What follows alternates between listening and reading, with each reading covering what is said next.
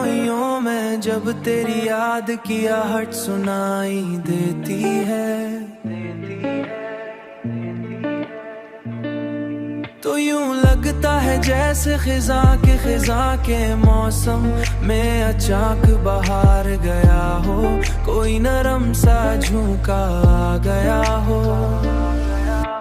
मैं देर तक उन्हीं यादों के साए में बैठा रहता हूँ और सोचता हूँ कि मोहब्बत शायद उसी का नाम है, कि इंसान किसी के बगैर भी उसके साथ जीता रहता है।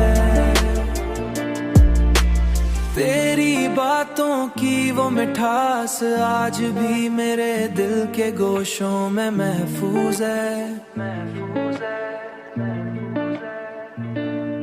और तेरी आंखों की खामोश रोशनी आज भी मेरे अंधेरों को रोशन करती है।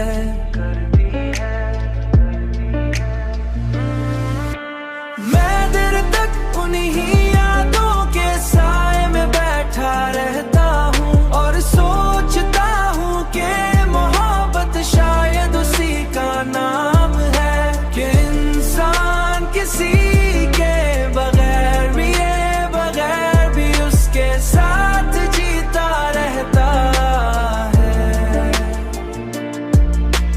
वक्त ने बहुत कुछ बदल दिया, मगर तेरे नाम की खुशबू